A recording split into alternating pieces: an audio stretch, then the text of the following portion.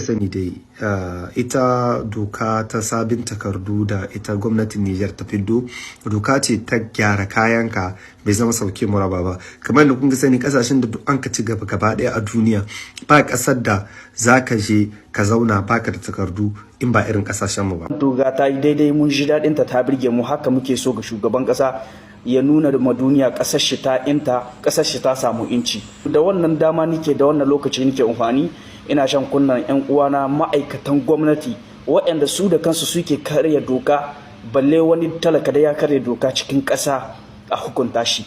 Kenan abu ne wanda yana da kyau kai ma'aikacin gwamnati kakkai dibi wai ba a ganin ka ce ka karya doka. Allah na ganin ka, kai ne ya kamata ka ba ƙasar ka daraja, ka girmama wannan doka, ka karfafa ta. Yadda wani zai gani kai da ma'aikacin gwamnati ka aiki da wannan doka, ka karfafa wannan doka, shi girmama ka, sannan shi kuma shi girmama wannan doka ya yi aiki da ita.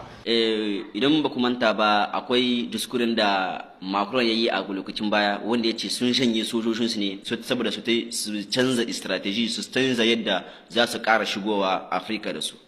Kenan idan wannan dokar ta hau, kenan dole idan suka shigo dole sai an san da su, kuma dole sai an san da menene ya kawo su. Amma a haka in babu wannan doka, kowa zai zo ya shigo iya san rashi, ya shiga hukuma ba sani ba, ya koma hukuma ba sani ba. Sai an ce kash komi kan ba shaki, an ce sai ya ci kara. Wannan dokar da gwamnati ya dauka saboda yadda za su yi kasan mu Niger ta zamana lafiya. Musanna cewa akwai an ce in mai kurar ka bai gaji ba, kai da hakura bai kamata ka gaji ba. Kun gani akwai waɗanda duk swahiya ta Allah suna nan suna son swahi shi waye su ji an ce abu kaza ya faru Niger wanda za su yi to su yi dariya. To waɗannan irin abubuwan su ne gwamnatin Niger annan tana ɗaukan matakin ne a kansu. Ba a samun incin kai ba wahala ba. Ba za a taɓa samun incin kai babu tsayyar doka. Da haka ƴan ƙasar mu ku sani akwai waɗanda su ba ƙasar ke gaba gare su ba. Su kullum suna nan suna ƙulla mu ƙasar wasu abubuwa wanda su je su dawo suna ƙulla mu ƙasa wani sheri wanda ƙasa za ta yamuce su ma su samu dawowa cikin ƙasa. Sun san irin bala'in da suka ƙulla cikin ƙasa. To gwamnatin Niger tana bi sau da ƙafa, tana ɗaukar dokoki waɗanda za a samu a walwalo a ciwo kanun wannan matsalar. Don haka muna nan muna ta kirtiga, muna ji ƙasashe daban-daban suna nan suna kuwa gwamnatin Niger ta samu su biza, su da azamin ƙasashe daban-daban su ma a ce sai sun ɗauki biza.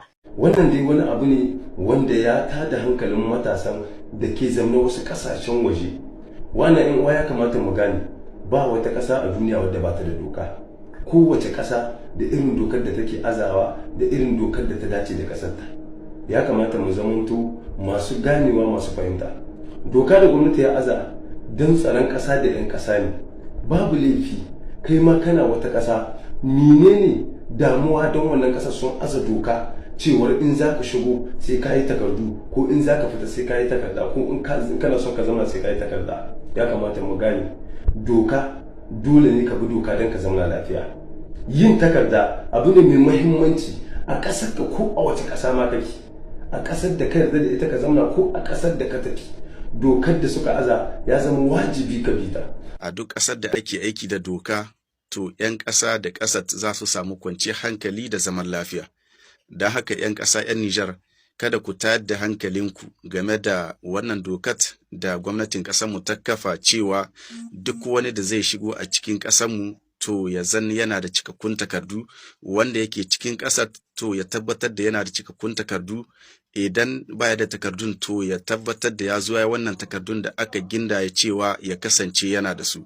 'Yan ƙasarmu ta Nijar, ku ba da haɗin kai ga wannan dokat ta yi aiki. Wannan shine ɗaya daga cikin abin da zai ƙara ba da zaman lafiya da ma tabbatar da kwanciyar hankali a ƙasarmu. Uwa kan mu bari wasu su zo suna yada abun nan suna ba mu tsoro idan muna zaune a ƙasashen waje, musamman ma yawancin 'yan uwanmu da suke cikin ƙasashen ECOWAS, wai suna tsoron idan Nijar ta yi wannan abun su ma ƙasashen ECOWAS za su tilasta musu.